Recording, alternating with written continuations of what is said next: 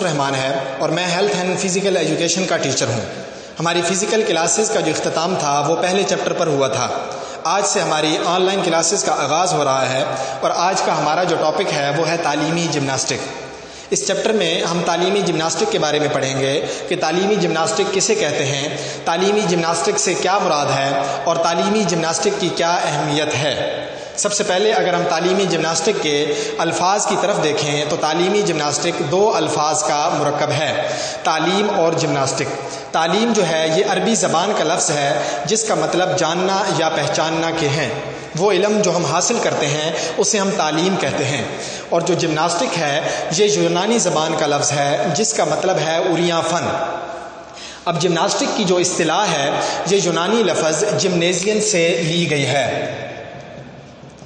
اسی مناسبت سے ورزش کا جو حال ہوتا ہے اسے ہم جمنیزیم کہتے ہیں۔ اب پرانے دور کے اندر جب یونانی لوگ کھیلا کرتے تھے تو تعلیمی جمناسٹک کی اہمیت کو سب سے پہلے انہوں نے جانا۔ اسی مناسبت سے ان کی زبان میں ہم لفظ کو جمناسٹک کہتے ہیں، تعلیمی جمناسٹک کہتے ہیں۔ آگے ہم تعلیمی جمناسٹک کی تعریف کے بارے میں پڑھیں کہ تعلیمی جمناسٹک کی سب سے پہلی جو تعریف ہے وہ ہے بنیادی اور فروعی حرکات کو صحیح طریقے سے کرنے کے علم کو ہم کیا کہتے ہیں، تعلیمی جمناسٹک کہتے ہیں۔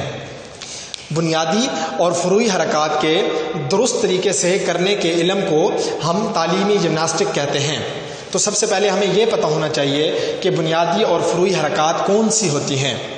بنیادی حرکات یہ وہ حرکات ہیں جسے ہمیں سیکھنے کی ضرورت نہیں پڑتی، جو ہمیں ورثہ میں ملتی ہے۔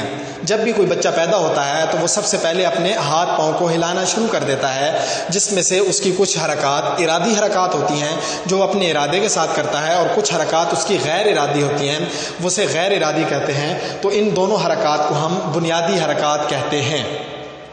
دوسری جو حرکات کی قسم ہے وہ فروعی حرکات ہے، جسے بچے کو سیکھنے کی ضرورت ہوتی ہے، جسے سیکھنے کے لیے وہ کوشش کرتا ہے، جیسے چلنا، جیسے اچھلنا، جیسے دوڑنا۔ تو یہ تمام حرکات فروعی حرکات کہلاتی ہیں۔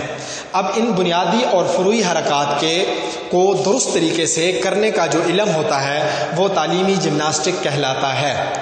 آگے تعلیمی جمناسٹک کی ایک اور ڈیفینیشن بتائی گئی ہے کہ ایسی سرگرمیاں جن کو اختیار کرنے سے انسان کے جسم میں پھرتی، لچک اور تیزی جیسی صلاحیتیں پیدا ہوتی ہیں۔ پھرتی، لچک اور تیزی جیسی صلاحیتیں پیدا ہوتی ہیں۔ ان سرگرمیوں کو سیکھنے کا جو علم ہے وہ تعلیمی جمناسٹک کہلاتا ہے۔ اب پھرتی کیا ہوتی ہے جی؟ پھرتی وہ جو کام انسان جلد بازی میں کرتا ہے، جب وہ شخص جو کوئی بھی کام جلدی سے پورا کرتا ہے تو ہم کہتے ہیں کہ اس شخص کے اندر بہت زیادہ پھرتی ہے۔ اب لچک جو ہے، لچک کا مطلب ہوتا ہے جسم کے اندر خم ہونا، یا جسم کی جو ہڈیاں ہوتی ہیں وہ نرم ہوتی ہیں، یا جسم کے اندر جھکاؤ ہوتا ہے، جیسے محراب بنانا یا اپنی ہڈیوں کو کیا ہے جی موڑ لینا۔ تو جو صلاحیت کسی شخص کے اندر یہ پائی جائے گی تو ہم کہیں گے کہ اس شخص کے اندر سب سے زیادہ لچک موجود ہے۔ تیسری ہے تیزی۔ تیزی کہتے ہیں جی رفتار کو، جو بہت زیادہ تیز دوڑ لیتا ہے، بہت تیزی سے کام کرتا ہے۔ تو یہ صلاحیت جس شخص کے اندر پائی جائے گی تو ہم کہیں گے کہ اس شخص کے اندر تیزی بہت زیادہ ہے۔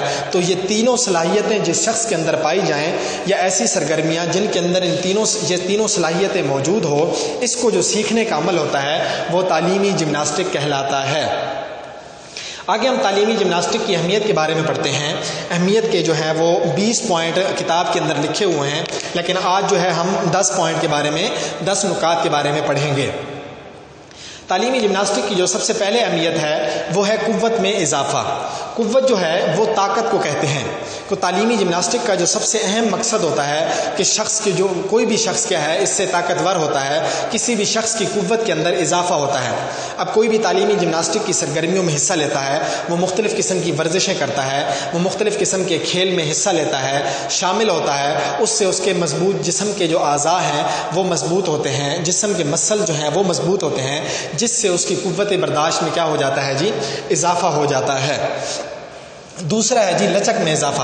لچک کے بارے میں ہم نے پڑھا تھا کہ جسم کے اندر خم یا جسم کے اندر جو جھکاؤ ہوتا ہے اسے ہم کیا کہتے ہیں؟ لچک کہتے ہیں۔ تو تعلیمی جمناسٹک کا جو سب سے دوسرا بڑا مقصد ہوتا ہے وہ ہے لچک کے اندر اضافہ۔ اب کوئی بھی شخص جب ورزش کرتا ہے تو اس سے اس کے جسم کے اندر کیا ہے جی؟ خم پیدا ہونا شروع ہو جاتا ہے، اس سے اس کے جسم میں جھکاؤ پیدا ہونا شروع ہو جاتا ہے، اور اس سے اس کی ہڈیاں یا اس کے مسلز کیا ہوتے ہیں جی؟ مضبوط ہوتے ہیں۔ اگر ہم دیکھیں کہ کوئی بھی شخص جو ورزش نہیں کرتا، جو ورزش میں حصہ نہیں لیتا یا کوئی بھی سرگرمی میں حصہ نہیں لیتا، تو جب بھی وہ پہلی دفعہ ورزش کرے گا تو اس سے اس کے جسم میں درد ہوگا، اس کے جسم میں سوزش پیدا ہو جائے گی، اس کا جو مسلز ہوں گے وہ سوجنا شروع ہو جائیں گے۔ تو اس کی وجہ یہ ہوتی ہے کہ وہ ایسی سرگرمیوں میں حصہ نہیں لیتا جس کی وجہ سے اس کے جسم میں کیا ہے جی؟ درد ہونا شروع ہو جاتا ہے۔ لیکن جب وہ اپنی اس ورزش کو یا اپنے اس کھیل کو بار بار اس کی روٹین بنا لیتا ہے تو اس سے اس کے جسم میں عادت پیدا ہو جاتی ہے، جس کی وجہ سے اس کی لچک میں اضافہ ہو جاتا ہے۔ تو وہ شخص جو ایسی سرگرمیوں میں حصہ لے گا جو تعلیمی جمناسٹک سے متعلق ہیں تو اس سے اس کی لچک میں اضافہ ہوگا۔ تیسرا تعلیمی جمناسٹک کا جو مقصد ہے وہ پھرتی میں اضافہ ہے۔ پھرتی ہم نے پڑھا تھا کہ یہ جلد بازی کو کہتے ہیں۔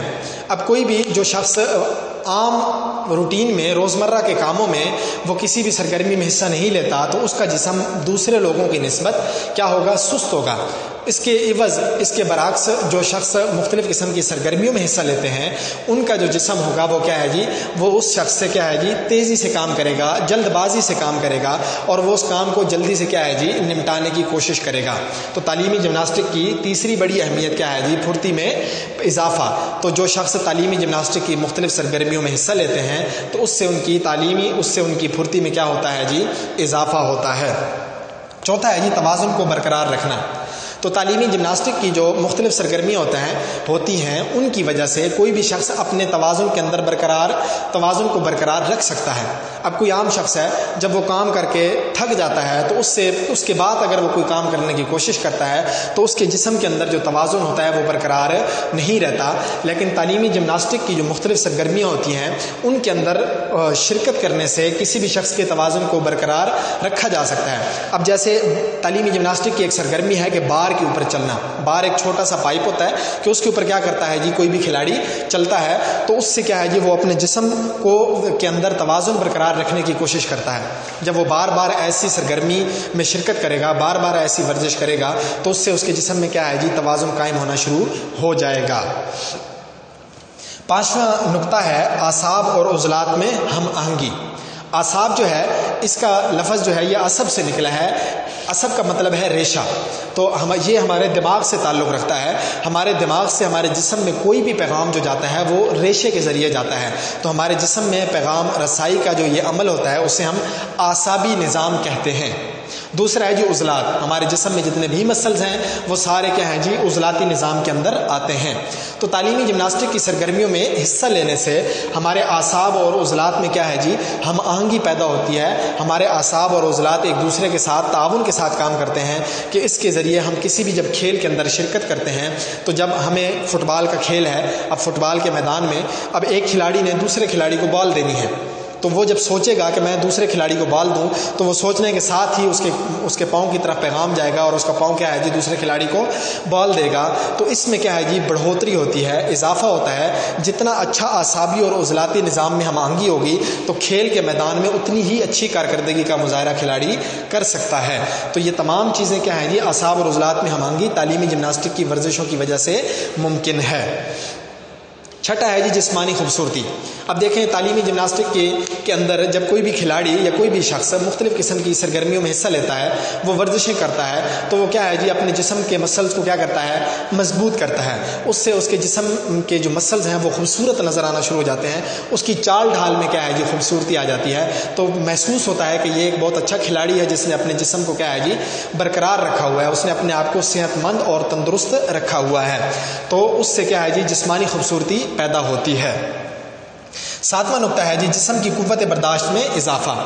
اب کوئی بھی عام شخص جو ہے جب بھی کوئی کام کرتا ہے تو وہ کیا ہے جی تھک جاتا ہے، اس کے جسم میں درد شروع ہو جاتا ہے، وہ سست روی کا شکار ہو جاتا ہے، لیکن وہی شخص جب بار بار اس سرگرمی میں حصہ لیتا ہے تو اس کی کام کرنے کی صلاحیت میں اضافہ ہو جاتا ہے۔ تو جتنی اس کی جسم میں قوت برداشت میں اضافہ ہوگا اتنا ہی زیادہ اس کے اندر کام کرنے کی صلاحیت ہوگی۔ تو جسم کی قوت برداشت میں اضافہ جو ہے وہ تعلیمی جمناسٹک کی سرگرمیوں میں حصہ لینے سے ہی ممکن ہے۔ 8واں نقطہ ہے جی دوسرے کھیلوں میں مدد دینا۔ اب تعلیمی جمناسٹک کی سرگرمیوں میں کوئی ایک کھلاڑی حصہ لیتا ہے، اب وہ اس کے اندر کیا ہے جی چلنا سیکھتا ہے، دوڑنا سیکھتا ہے، ہاتھ کے اوپر کھڑا ہونا سیکھتا ہے، سر کے بل کھڑا ہونا سیکھتا ہے، وہ کیا ہے جی جمپ لگانا سیکھتا ہے۔ تو اس سے دوسرے کھیلوں میں مدد کیسے ملتی ہے؟ اس سے دوسرے کھیلوں میں مدد ایسے ملتی ہے کہ اگر کرکٹ کی ہم مثال لیں کہ امپائر جو کیپر کھڑا ہے وہ جب بال کو پکڑتا ہے اور بال اس کی پہنچ سے دور ہو تو وہ کیا ہے جی جمپ لینے کی کوشش کرتا ہے، یا کوئی بال کیچ کر رہا ہے کھلاڑی تو وہ کیا ہے جی بال اگر اس کی دسترس سے اس کی پہنچ سے دور ہے تو وہ کیا ہے جی جمپ کے ساتھ بال کو پکڑنے کی کوشش کرے گا۔ تو کھلاڑی کی سب سے پہلی کوشش یہی ہوتی ہے کہ میں بال کو کیچ بھی کر لوں اور اپنے آپ کو کیا ہے جی چوٹ لگنے سے محفوظ بھی کر لوں۔